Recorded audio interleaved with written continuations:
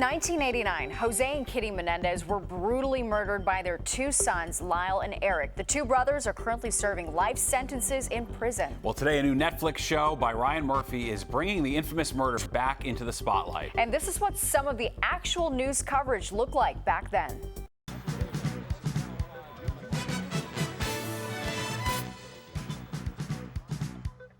In 1990, the two brothers were arrested. It would be several years until their first trial. Here's what happened. In Los Angeles, a judge has declared a mistrial in the case against Erik Menendez. Ann McDermott has the details. On August 20th, 1989, Lyle Menendez placed a frantic call to 911. What's the problem? I'm trying to kill my parents. The somebody who killed his parents turned out to be Lyle and his brother Erik.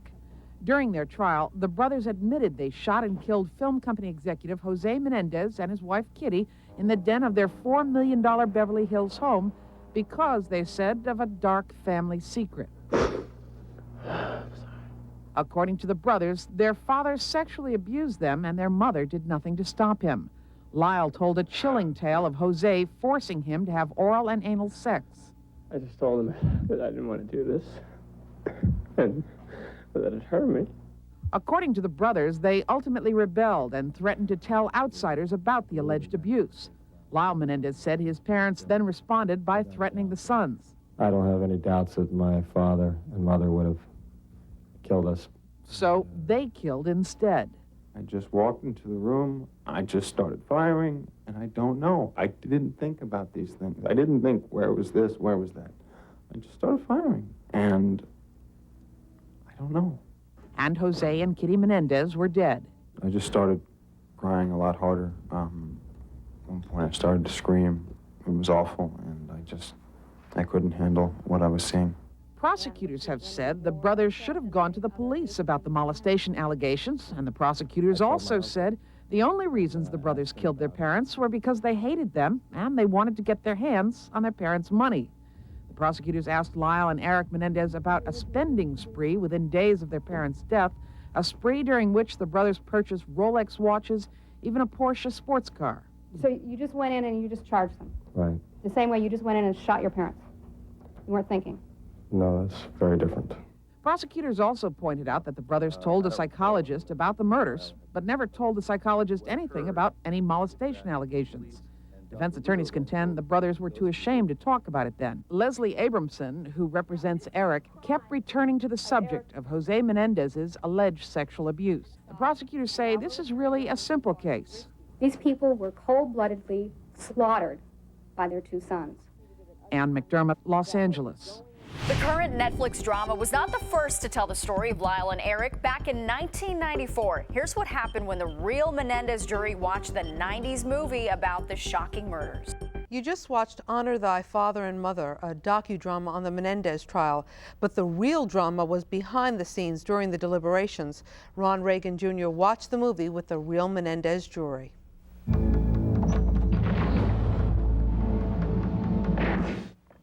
It must have seemed strange, watching a television dramatization of a case they'd already lived through. Watching actors who they said looked remarkably like their real-life counterparts. Susan Blakely as Leslie Abramson, David Barone as Erik, and Billy Warlock as Lyle Menendez.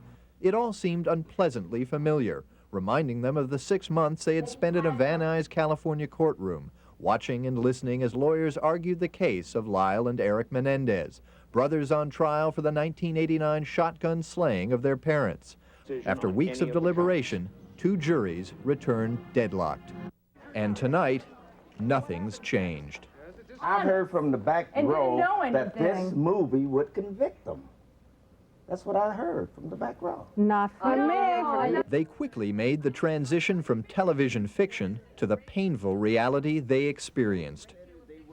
What's interesting here is you all see the same movie, and I think you have perhaps a different perception of the movie, which mirrors what happened in the courtroom. When you don't have evidence that states something has occurred, I just don't know how people believe that it occurred. When you want to believe something bad enough, you'll believe it.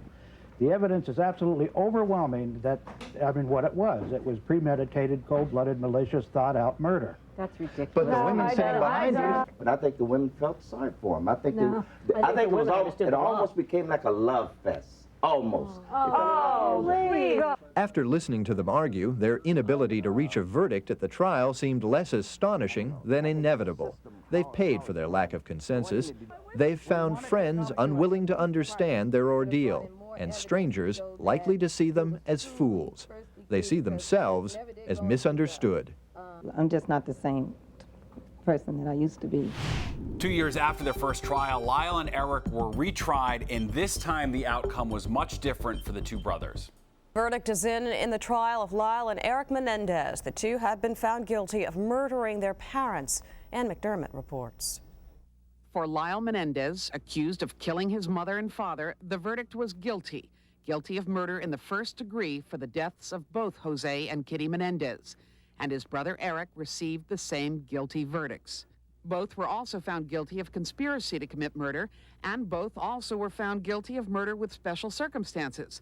Circumstances that in this case included lying in wait for their parents, circumstances that make the brothers eligible for the death penalty. No television cameras were allowed inside to record their reactions, but one courtroom observer, author Dominic Dunn, told reporters later what he saw. There was absolute silence throughout. Erik and Lyle did not react in any way. I saw no tears from them. They did not look at each other. Monday, the penalty phase of the case will begin. That's when the Menendez lawyers will argue for life imprisonment, and the prosecution will argue for death. Meanwhile, the lawyers and other principals in the case will have to keep their thoughts to themselves, at least for now. It is hereby ordered that the defendants and all attorneys of record in this case and/or the agents for such attorneys make no public comment about this case until the penalty phase has been concluded and the jury discharged. The lawyers for the Menendez brothers had argued that the brothers shot and killed Jose and Kitty Menendez because they feared their parents would kill them, a fear that the young men claimed was a result of years of abuse at their parents' hands. During their first trials, which ended more than 2 years ago, jurors could not make up their minds. This time, it was different. This time, it was guilty. And for District Attorney Gil Garcetti, those verdicts were a welcome respite from a string of high-profile losses suffered by his office in recent years, including the trials of rapper Snoop Doggy Dogg, O.J. Simpson, and the first Menendez trials. Ann McDermott, Los Angeles. And that was the news then.